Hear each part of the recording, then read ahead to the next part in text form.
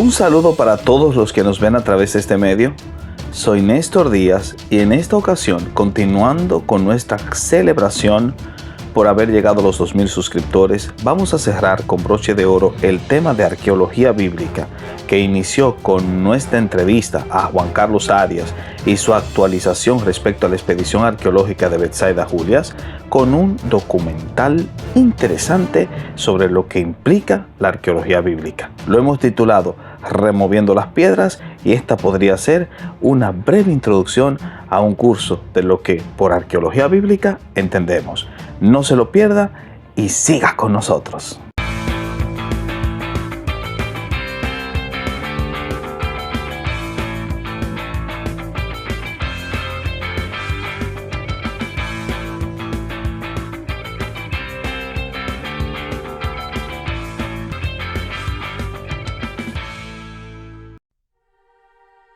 La arqueología es una disciplina de alta importancia, puesto que permite al investigador analizar el pasado en base a los restos legados por este. Hasta el momento, todas las disciplinas, principalmente las históricas, han desarrollado su propia metodología para registrar el pasado, confirmando su presente. La teología no podía en ese caso quedarse rezagada y por lo tanto cuando los apologetas utilizan los recursos arqueológicos para confirmar los datos bíblicos, debemos llevar nuestras gorras al pecho y hablar no ya de una disciplina didáctica, sino de un arma sagrada. De modo que al hablar de arqueología bíblica nos referimos al estudio de la Biblia en base a su contexto social histórico, en torno a su pasado, un pretérito que puede desenterrarse y reconstruirse. Aclarada la definición, pasemos a hablar un poco de su valoración. ¿Por qué es importante la arqueología bíblica? Sin duda alguna, cuando usted inmediatamente piensa en arqueología, la imagen que le llega es la de Indiana Jones. Un tipo con sus eternos vaqueros, las botas de soldado y el látigo enrollado escalando un precipicio con una mano, mientras con la otra se agarra el sombrero.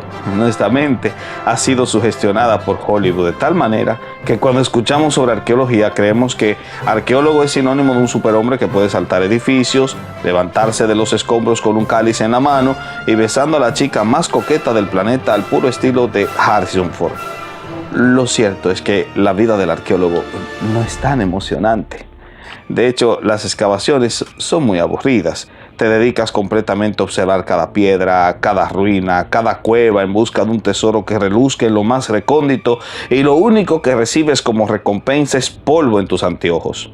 No hay rubias guapas esperando en el hotel, ni soldados nazis pisándote los talones, solo el hosco y silencioso desierto interrumpido por las obscenidades de los excavadores quejándose ante el insolente ataque del sol agostador. No obstante, cuando el túmulo arroja el arrugado trozo de un manuscrito o un agrietado vaso abandonado por un campesino primitivo, las esperanzas renacen y el esfuerzo invertido saborea el delicioso néctar de la victoria. Después de todo, esos sucios fragmentos del pasado trazan el sendero que conduce a la fama y con un vetusto ostracón cananeo, el viejo excavador cincela su nombre en las columnas de la historia. Y aún hay más. Imagina que tras vanos esfuerzos, el equipo arqueológico descubre que ese papiro arrugado contiene un verso bíblico. O tal vez en el vaso agrietado se grabó el nombre de un personaje bíblico. Piensa por un momento que quizás el viejo ostracón contiene la primitiva imagen de un rey judío. Entonces la pala del aventurero ha corroborado los textos sagrados y es entonces cuando tras descubrir cómo su labor humilde sembró el camino para que la fe fuese evidenciada, se enciende el corazón. A fin de cuentas, como diría uno de mis estudiantes de FDL, Juan G. Hernández, un trozo de pergamino en el que se halla un registro de un solo versículo de la epístola a los romanos vale más que todos los comentarios que se han escrito sobre este libro en los últimos 2000 años, porque sin duda alguna, cuando removemos las piedras, estas, cumpliendo la profecía de Cristo, comienzan a clamar.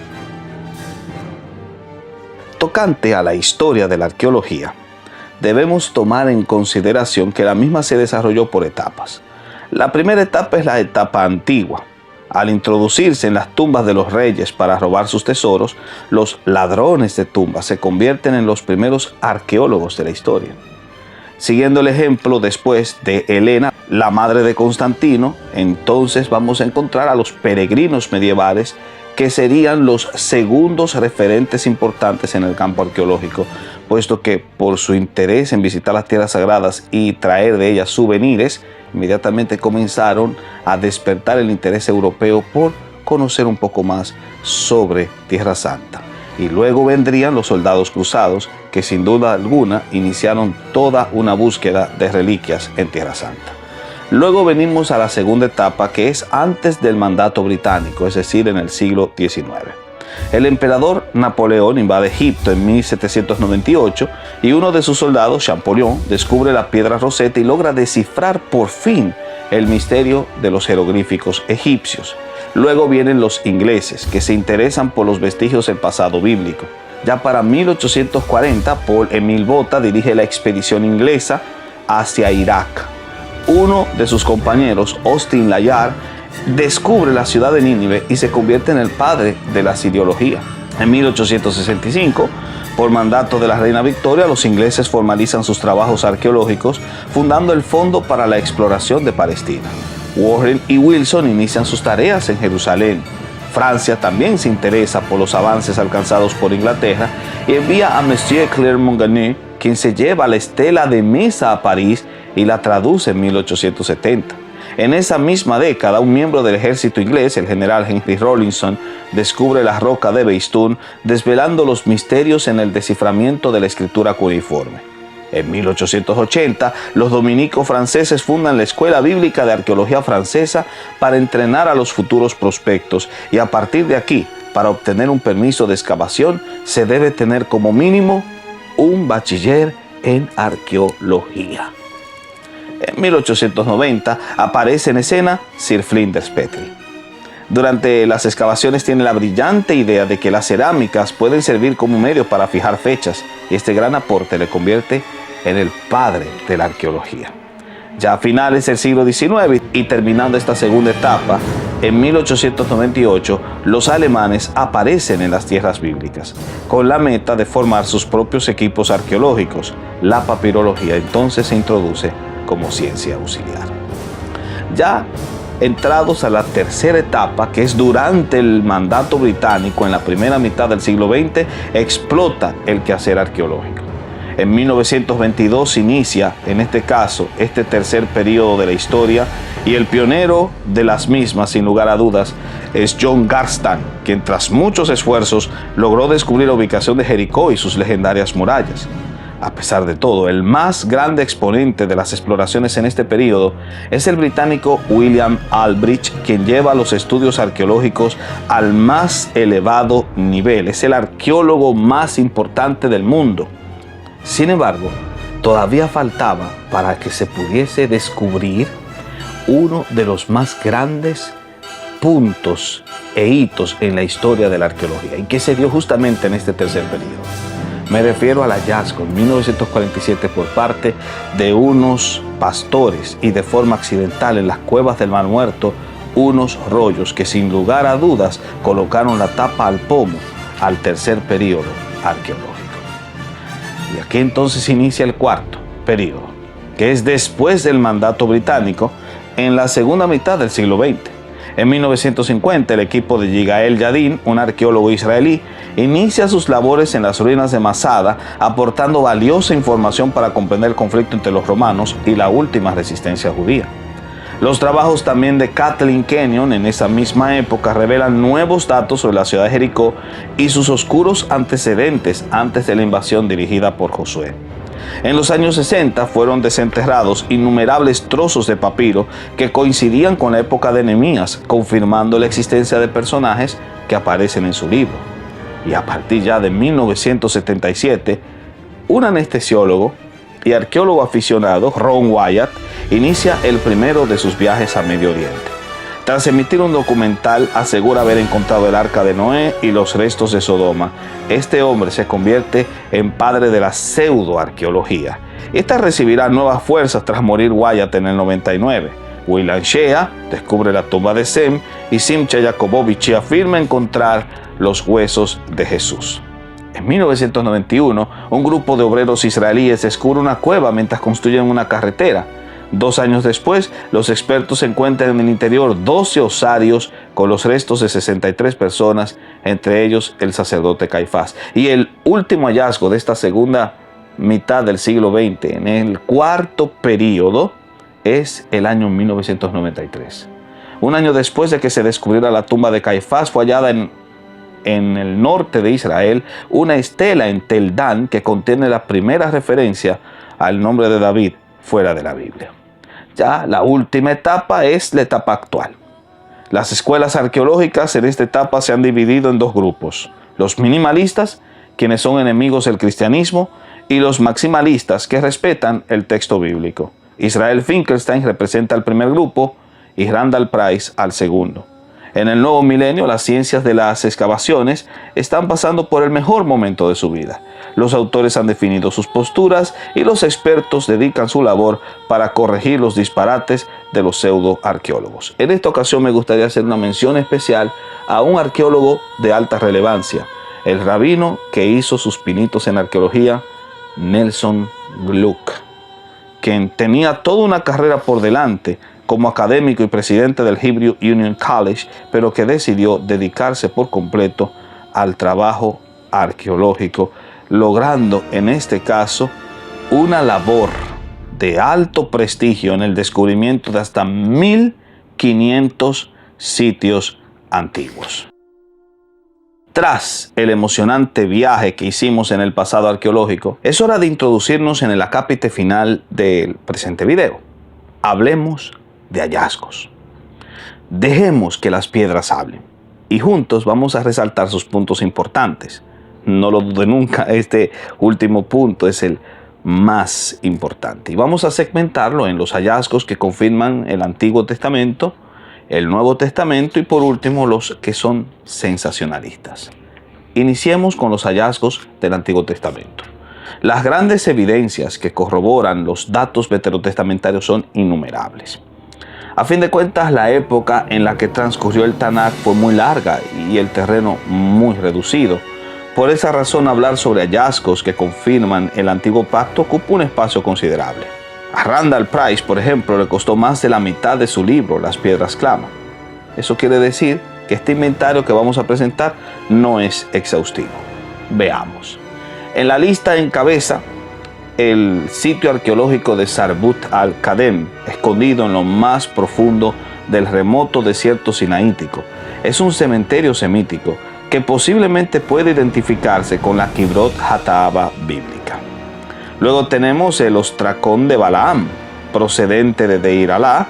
Este estraca contiene un mensaje dirigido por el falso profeta Balaam a un destinatario desconocido. Con esto se confirma la historicidad de Números 22-24. Asimismo encontramos el ostracón de Goliat, un trozo de marfil hallado en las antiguas posesiones de los filisteos y conteniendo una lista de nombres, incluida la de los parientes del gigante Goliat en 1 Samuel 21-19. Y por último tenemos la bula de Baruch, un sello judío usado para estampar documentos oficiales. El nombre de su propietario es el de Baruch, posible compilador final del libro de Jeremías. Su huella se conserva en el mismo.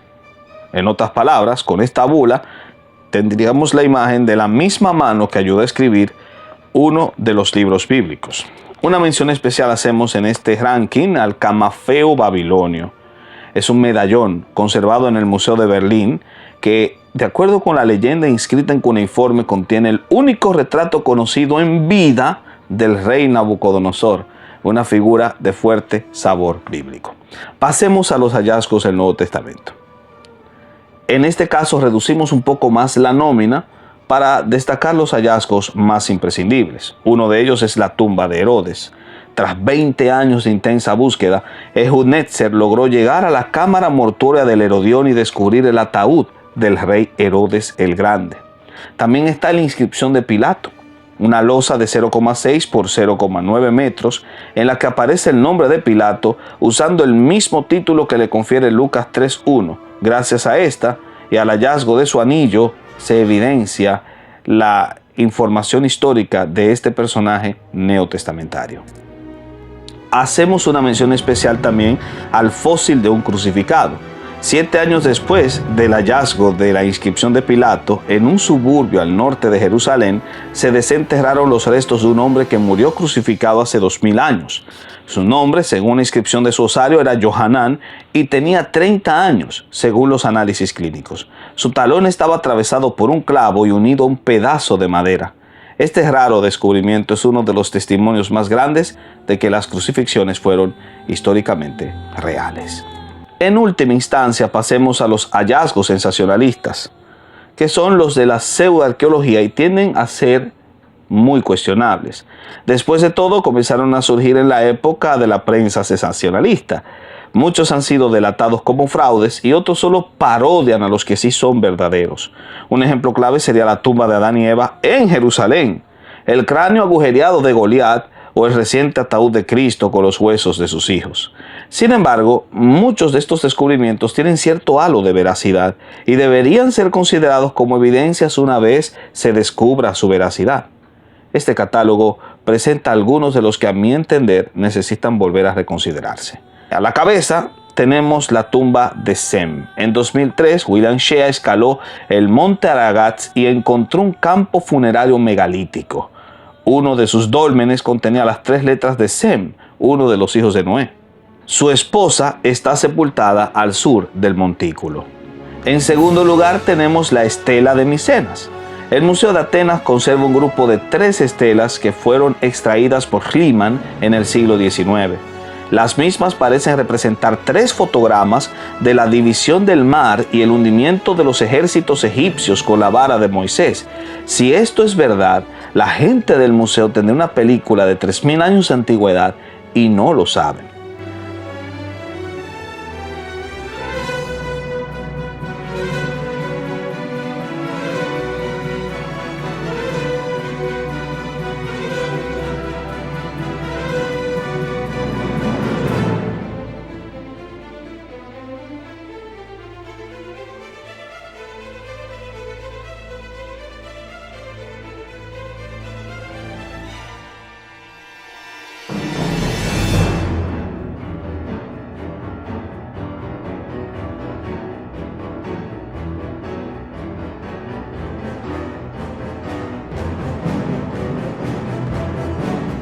A continuación presentamos el hallazgo de las ruedas del Mar Rojo, cuando Ron Wyatt anunció haber encontrado los carros del faraón en los corales del Golfo de Aqaba, uno de los brazos del Mar Rojo. Un equipo de marinos suizos descendió a las profundidades, cámara en mano, y retrataron lo que parecen ruedas, ejes, aros y cuerpos humanos fosilizados. El detector indicó que las piezas eran metálicas. La peña de Oreb. Wyatt también aseguró que mientras viajaba por la península arábiga siguiendo el rastro de los israelitas durante el éxodo, encontró la peña de Oreb, que tras el golpe del legislador brotó agua. Las huellas de la erosión se ven claramente. Además, el arqueólogo también aseveró encontrar el verdadero monte Sinaí con la cima chamuscada por la estadía del Todopoderoso hace ya más de 3 milenios. Y finalmente, el osario de Jacobo. El último hallazgo que acaparó los medios en las primeras décadas del siglo XXI fue un osario del primer siglo en cuyo margen, escrito en caracteres hebreos de la época, se identifican los restos que contiene, adivinen, es Jacobo, hijo de José, el hermano de Jesús, el mismo autor de la epístola Santiago. O sea que si con la bula de Baruch poseemos la huella de un escritor bíblico, con el osario tendríamos al propio escritor. Antes de que nos despidamos, deseo resaltar un punto de mucho interés. Como apologetas, cuando nos toca dar razón de nuestra fe, tendemos a ceder ante el calor de nuestras propias emociones. Anhelamos demostrar la veracidad de las Escrituras, eso es verdad, pero caemos en el error. Y la pseudoarqueología es un vivo ejemplo. Quizás alimentados por un genuino interés, sus grandes exponentes han agotado todos los medios para publicar sus opiniones, disfrazados con el nombre de hallazgos. Ron Wyatt se internó en una galería subterránea de cuevas debajo del Monte Calvario y aseguró encontrar el Arca del Pacto, justamente debajo del hueco donde estuvo la cruz. Según el explorador aficionado, la sangre de Cristo se vertió hacia el corazón de la montaña y ungió el propiciatorio, la tapa del mueble. Todavía mientras luchaba con el cáncer que le cegó la vida, Wyatt mostraba un pedazo de piedra en la que se veían manchas de un líquido rojizo. Tras realizar sus análisis cromosómicos, concluyó tener en su palma la mismísima sangre del Salvador. Desgraciadamente se llevó a la tumba el secreto del lugar donde realizó tal encuentro. Otros arqueólogos refutaron sus premisas y aseguraron que su gran descubrimiento era una vulgar estrategia para ganar renombre. ¿Cuánta razón tenía? A fin de cuentas, si revisamos a fondo el trabajo del señor Wyatt, descubrimos el fraude. Los testigos que menciona no existieron, los lugares que describe son inaccesibles, y cuando leemos sus escritos notamos cuán permeadas están sus aseveraciones por el esquema doctrinal adventista. El mismo hallazgo del arca de Moisés bajo el Gólgota, más que una evidencia bíblica, se convirtió en una fuente de apoyo para la doctrina legalista de la que dependen los miembros de dicha denominación. Nadie mejor para decirlo que Wyatt mismo. Si Jesús no hubiese derramado su sangre en el propiciatorio, su sacrificio hubiera sido inválido. ¿Estás de acuerdo con esa idea? ¿Depende la expiación de un objeto específico para completarse? ¿Verdad que no? Otro ejemplo que podemos aducir es el de Simcha Jacobovici, otro judío aficionado, cineasta y amigo de James Cameron, el productor de Titanic y Avatar. En el 2005 aseguró haber encontrado en Talpiot la tumba de José, María y Jesús, incluso el de una hija de dicho Jesús. Inmediatamente la prensa rosada proclamó a los 4 vientos el descubrimiento. Si el maestro estaba enterrado aquí, su resurrección era un mito. Lo increíble es que muchos cristianos se creyeron el cuento. No pudieron diferenciar la seria disciplina arqueológica de su homóloga e indisciplinada impostora. Es debido a conclusiones como estas por las que tenemos que detener el ritmo acelerado de nuestro corazón y revisar las evidencias. No todo lo que se descubre arqueológicamente debe convertirse en canon. Analicemos las pruebas y cuando éstas cumplen su cometido, admirémonos con sus resultados. Sin dudarlo un instante, la ciencia arqueológica es una de las mejores herramientas que Dios nos ha permitido utilizar para fundamentar nuestras doctrinas. De hecho, mientras el tiempo transcurre, la pala del arqueólogo favorece el texto bíblico y enaltece su contenido. Ningún otro libro sagrado tiene dicha particularidad. Eilat Mazar, excavadora israelita y nieta de arqueólogo, lo expresó claramente. La Biblia es el único texto religioso que usamos como fuente de información. Hemos comprobado que la misma sirve como una especie de manual. Si dice que en algún lugar determinado existió una ciudad, excavamos donde nos indica y los resultados nos sorprenden. No existe otro libro que pueda cumplir dichas características. Lo creo con todo mi corazón. Y es debido a ello por lo que no podemos permitir que la prensa crítica destruya todo el fruto de los hallazgos serios, al catalogarlos en el mismo patrón de la pseudoarqueología. Nuestro deber apologista es distinguir entre ambas ramas y decantarnos por aquella que no defiende las ideas preconcebidas de un aficionado, sino las verdades eternas del libro divino. Al fin y al cabo, eso es lo único que importa. Soy Néstor Díaz y espero que hayan disfrutado este interesante documental. Denle a la campanita, sigan compartiendo y difundiendo este contenido porque seguimos por más. Muchas gracias.